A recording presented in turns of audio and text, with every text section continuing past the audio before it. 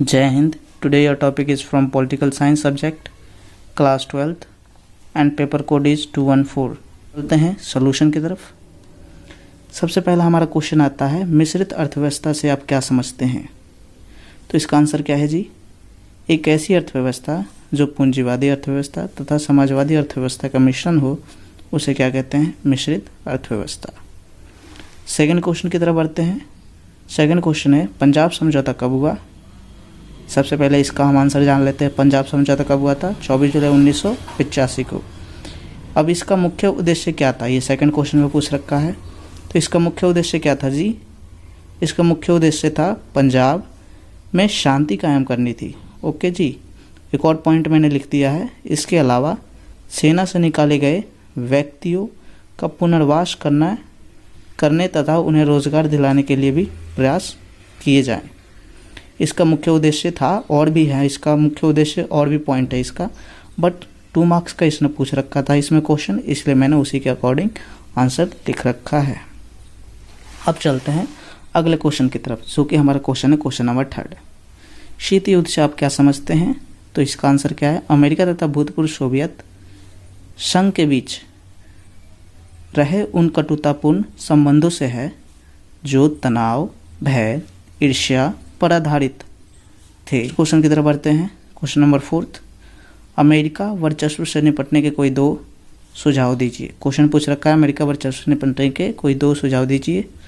तो पहला सुझाव है जी, भारत, चीन, रूस को एक साथ आना चाहिए।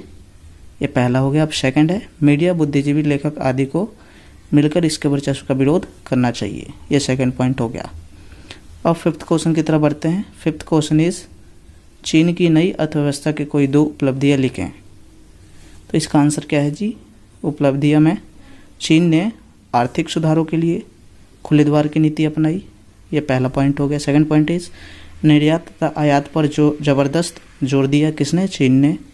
थर्ड पॉइंट क्या है जी? अपने देश को आत्मनिर्भर बनाया। किसने बनाया? चीन ने। ये कुछ पॉइंट है, आप लिख सकते हैं, अपने से भी ऐड कर सकते हैं। क्वेश्चन नंबर 6 की तरफ चलते हैं। 2 मार्क्स का जो हमारा क्वेश्चन था, क्वेश्चन नंबर 5 तक ही था, जो कि 2 मार्क्स में पूछे गए थे। अब यहाँ से शुरू हो जाता है आपका 3 मार्क्स में, जो कि अति लघु आपके क्वेश्चन होते हैं। क्वेश्चन पूछ रखा है 3 नंबर में, आंतरिक आपातकाल की घोषणा के कोई 3 परिणाम लिखें। जो आंतरिक आपातकाल हुआ था उसके घोषणा के 3 परिणाम क्या निकले? तो पहला पॉइंट क्या है जी? आपातकाल की समाप्ति के बाद जनता पार्टी का क्या हुआ? गठन हुआ। सेकंड पॉइंट इज, 1977 के चुनाव में कांग्रेस की क्या हुई थी? भारी हार हुई थी, यानी कि पराजय हुई थी। थर्ड पॉइंट इज, नागरिक अधिकार संगठनों का भी जन्म हुआ। फोर्थ पॉइंट इज, संशोधन अधिनियम द्वारा संविधान में भारी फेरबदल की गई। ये कुछ पॉइंट थे जिसको आप देख सकते हैं। अब चलते हैं आगे। क्वेश्चन नंबर 7, सोवियत संघ के विघटन के कोई 3 मुख्य कारण लिखें। तो इसका पहला कारण क्या है जी?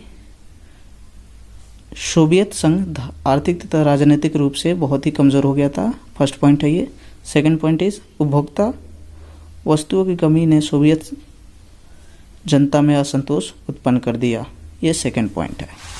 And third point is, Soviet संघ की जनता गोर्बाचोव द्वारा प्रारंभ किए गए सुधारों की धीमी गति से असंतुष्ट हो गए थे। फोर्थ पॉइंट, एक मैंने एक्स्ट्रा पॉइंट लिख रखा है, इसने 3 पॉइंट पूछा था बट मैंने 4 पॉइंट लिख रखा है। कम्युनिस्ट पार्टी जनता के प्रति जवाबदेही नहीं रह गई थी। ये कुछ 4 पॉइंट थे जो कि मैंने आपको बता दिया है। नेक्स्ट क्वेश्चन की तरफ बढ़ते हैं। सार्क के मुख्य उद्देश्य क्या थे? सार्क के मुख्य उद्देश्य क्या थे? इसके मुख्य उद्देश्य क्या थे? इसमें भी हमने 3-4 पॉइंट लिखना होगा। तो सबसे पहला पॉइंट आंसर देखें आप, दक्षिण एशिया के क्षेत्र में जनता के कल्याण एवं जीवन स्तर में सुधार। First point. Second point is, दक्षिण एशिया के देशों की सामूहिक आत्मनिर्भरता में वृद्धि करना। ये सेकंड पॉइंट है। थर्ड पॉइंट इज, दक्षिण एशिया के क्षेत्र में सामाजिक, आर्थिक, सांस्कृतिक विकास में जो तेजी लाना। ये आपका थर्ड पॉइंट है। अब क्वेश्चन नंबर 9 की तरफ बढ़ते हैं, जो कि है, संयुक्त राष्ट्र संघ के महासचिव के कोई 3 कार्य लिखें। सचिवों के 3 कार्य लिखने हैं। तो महासचिव के कार्य क्या थे? वह सचिवालय के कार्यरत अधिकारी एवं कर्मचारियों के दायित्व का निर्धारण करता है। पहला पॉइंट। सेकंड पॉइंट इज वह संयुक्त राष्ट्र का बजट तैयार करता है। थर्ड पॉइंट है आपका, वह संयुक्त राष्ट्र के किसी भी अंग की बैठक में भाग ले सकता है। ओके जी, अगले क्वेश्चन की तरफ बढ़ते। Question number 10। वैश्वीकरण के अवधारणा के उदय के कोई 3 कारण लिखे। अवधारणा के उदय के कारण लिखना है, तो उदय के 3 कारण क्या थे वैश्वीकरण के? पहला है प्रौद्योगिक विकास, सेकंड है साम्यवादी व्यवस्था का पतन, थर्ड इज अंतर्राष्ट्रीय समस्याएं, एंड फोर्थ इज निम्न आर्थिक विकास दर। उनकी तरफ बढ़ते हैं, जो कि अब ऐसे टाइप क्वेश्चन है जो कि 5 मार्क्स में पूछे गए हैं। तो इसमें पहला क्वेश्चन है, राष्ट्र निर्माण के प्रमुख तत्वों का निर्माण करें, तत्वों का वर्णन करें। राष्ट्र निर्माण के प्रमुख तत्वों का वर्णन करें। इसका मैंने शॉर्ट्स टाइप में बस पॉइंट लिख दिया, आप इसके बारे में कुछ लिख भी सकते हैं। ओके जी, गाइड की हेल्प लें आप।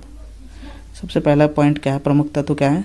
सबसे पहला है समान हित, सेकेंड इज राजनीतिक भागीदारी, थर्ड इज देशभक्ति की भावना, फोर्थ इज आर्थिक समानता, फिफ्थ इज गतिशीलता, सिक्स्थ इज वैज्ञानिक सोच, एंड सेवन्थ इज एकता। ओके जी, ये कुछ पॉइंट थे जिसको आप और भी अच्छी तरीके से लिख सकते हो अपने टीचर की हेल्प से, अपने गाइड की हेल्प से। अगले क्वेश्चन की तरफ बढ़ते हैं। इसी में ऑप्शन टाइप में पूछ रखा था, 11वां क्वेश्चन ये, जो कि ऑप्शन में पूछ रखा है, तो मैंने इसको ख नंबर दे दिया है, यानी कि पहला नंबर वो दूसरा ही। तो क्वेश्चन क्या है, भारत विभाजन से उत्पन्न समस्याएं बताएं। क्वेश्चन पूछ रखा है, भारत विभाजन से उत्पन्न समस्याएं बताएं। तो पहली जो समस्या थी देशी रजवाड़ों के विलय की समस्या, सेकंड क्या थी, शरणार्थियों के पुनर्वास की समस्या, थर्ड क्या थी, खाद्यान्न संकट, फोर्थ इज प्रशासनिक संकट, एंड फिफ्थ इज कश्मीर समस्या। Next question is question number 12। विकास से आप क्या समझते हैं? विकास के विभिन्न उदयों का वर्णन करें। विकास अभिप्राय, विकास एक ऐसी बहुपक्षीय प्रक्रिया है जिसमें विभिन्न सामाजिक समस्याओं के समाधान हेतु उपयुक्त संरचनाओं का निर्माण किया जाता है ताकि आधुनिक समाज का निर्माण हो सके। विकास के विभिन्न उद्देश्यों का वर्णन करें। इसका उद्देश्य ये रहा पीछे। विकास के उद्देश्य उच्च जीवन स्तर, first point. Second point is प्राकृतिक संसाधनों का उपयोग, थर्ड पॉइंट इज मूलभूत आवश्यकताओं की पूर्ति, एंड थर्ड पॉइंट इज रोजगार की उपलब्धि। Next question is question number 12, part ख। भारत की विदेश नीति के मुख्य सिद्धांतों की व्याख्या करें। भारत की विदेश नीति के मुख्य सिद्धांत, फर्स्ट पॉइंट इज कूटनिरपेक्षता की नीति, सेकंड पॉइंट इज विश्व शांति एवं सुरक्षा की नीति, थर्ड पॉइंट इज साम्राज्यवाद एवं उपनिवेशवाद का विरोध, and fourth point is Panchsheel का सिद्धांत। These are some points that we can include in your answer. Next question is question number 13, जो कि पार्ट ख है। भारतीय राजनीति पर सांप्रदायिकता के प्रभाव का वर्णन करें। This is last question. तो फर्स्ट पॉइंट क्या है, भारतीय राजनीति पर सांप्रदायिकता के प्रभाव। फर्स्ट पॉइंट इज भारत में कई राजनीति दलों का धर्म के आधार पर गठन हुआ। This is first point. Second point is राजनीतिक दल चुनाव लड़ने वाले उम्मीदवारों के धर्म को ध्यान में रखकर टिकट का वितरण करते हैं। थर्ड पॉइंट इज राजनीतिक दल प्राप्त करने के लिए मतों के ध्रुवीकरण की नीति अपनाते हैं।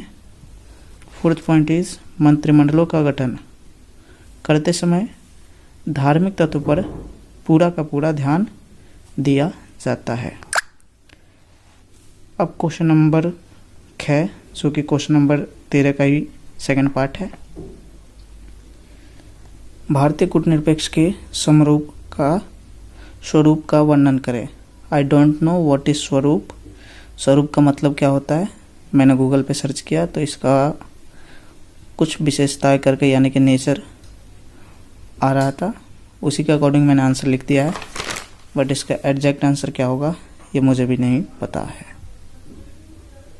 ये स्वरूप का मुझे मीनिंग अभी क्लियर नहीं हुआ है, बट इसकी विशेषताएं मैंने लिख दी है, तो आप देख सकते हो। फर्स्ट पॉइंट, यह नीति सभी राज्यों के साथ मैत्रीपूर्ण संबंध स्थापित करने पर बल देता है। सेकंड कैरेक्टरिस्टिक इज, यह नीति गुटों से दूर रहते हुए शक्ति की राजनीति का विरोध करता है। थर्ड पॉइंट इज, यह नीति तीसरी दुनिया के देशों के मध्य एकता एवं सहयोग पर बल देता है।